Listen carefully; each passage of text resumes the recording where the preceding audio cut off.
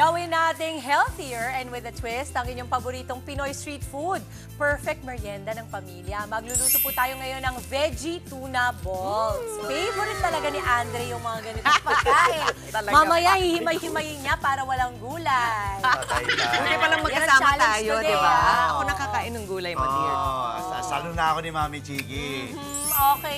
Ano bang paborito niyong Pinoy food or tusok-tusok? Fishball, squid ball, isaw, lahat yan. Di ba? Kwek-kwek. Okay, sige.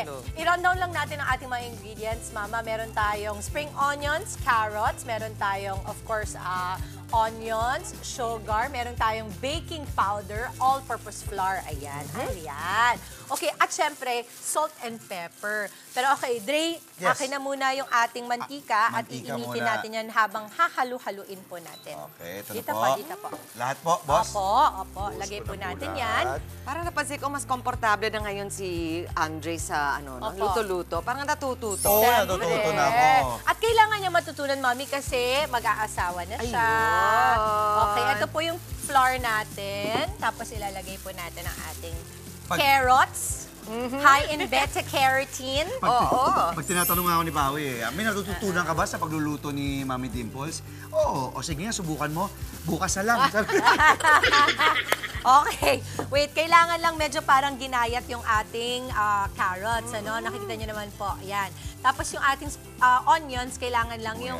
Ay, oo, maano natin, yung maliliit lang. Maliliit lang. Okay. Tapos spring onions, ito, pampakulay. Tingnan mo naman how festive that looks, oh. Ang ganda already. Oo. Pampasko, ah. Tapos lagay natin ang ating sugar. Mama Dibs, bigyan mo ng trick si Andre. Ng tip kung paano nagiging ganyan ka-pino. Anong ginagamit? Pwede po ito yung parang grater, yung para po sa keso. Cheese grater. O kaya yung pagka nagpipiler, pwede rin. Baka kasi magtaka ka kung paano ginawa.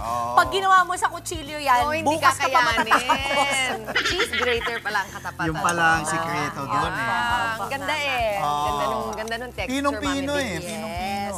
And then, tsaka, what's nice is that pag ganyan kasi, tip po yan para sa mga mami na mahirap pakainin ng kanilang mga anak ng gulay.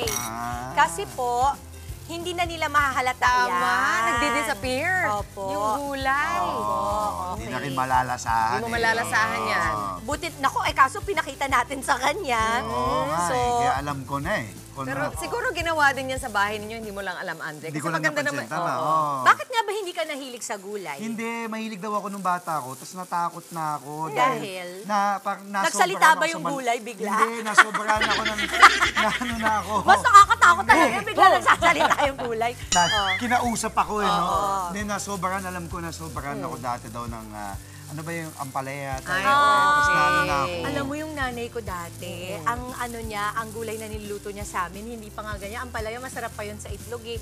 Saluyot. Saluyot. Yung parang matapang mama. kasi Matapang. Oo. So, sabi nila acquired taste, yung kailangan matututunan mong ma-appreciate. Actually.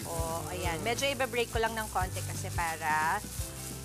Pero nice ito. Mukha namang kala mo giniling lang talaga, nagdi-disappear yung, Hindi mo na yung masyado. carrots, di ba? Okay. Lagyan lang natin Tubig. ng... Okay, bago yung tubig, lagyan lang muna natin ng salt and pepper. Ay. Konti lang po, apo. Lagyan mo lang po ng Sige, konti. tingnan natin magtansya si Andre ng Pag yan salt and talaga, pepper. nasaboy sa loob yan. Oo, sige. tingnan natin. Ganong karaming salt kaya Sige ang pa. kailangan Sige yan. pa. Ayan, natatakot Mga na. 3 Tingnan mo, piraso lang yan ninenervyos. eh. O sige. Okay. Tapos mato, baka manginig na. Masobrahan. Mapagalitan eh. Oo. Sabi naman nila, mas madaling magdagdag kesa. Yes. Oo, Okay, tama. go. Paano mababawasan? Okay, go. Ah, Yeah, oho, very tama good. ka na doon. Mababahin ka Kita na. mo, kita mo. Lagyan lang ng konting water. Big. Okay. Konti lang pagawa tayo ng volcano. Ayun. Sige Uy, na. uy, naku. Sorry, Ayan. nasobrahan. Hindi. Ginoke lang kita. Okay. Eto na. ganda. Tapos, bibilugin lang po natin yan, Mama. Tingnan nyo naman po yung kulay. Napaka-cute, di ba? O yan. Medyo, ano naman na yung Mainit na. ating. Yes. Yung ating...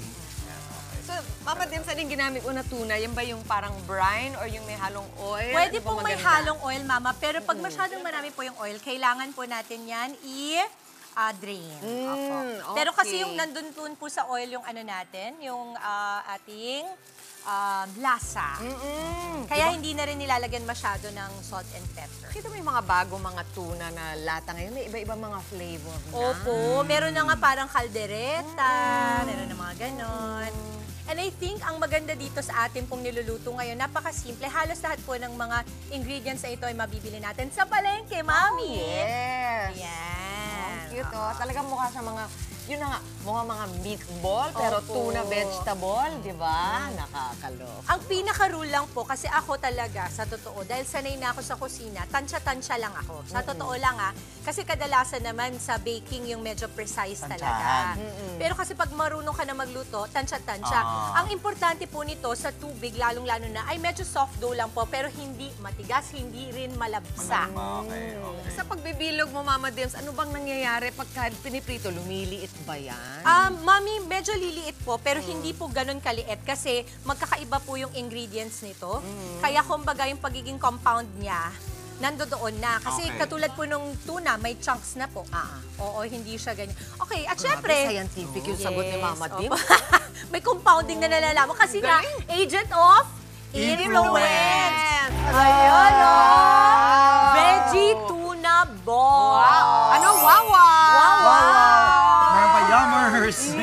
Okay, tikman na natin. Go na. Dito Mama na. Chidi, mauna ka na. Mauna ka So, na. ganito po ang itsura Pahiram niyan nito, sa loob. Punong-puno, Oh, no? di ba? Parang Siksik walang na siksik. kagulay-gulay para sa mga takot sa gulay. Sino kaya yun? Di ba? Susubukan kita, sige.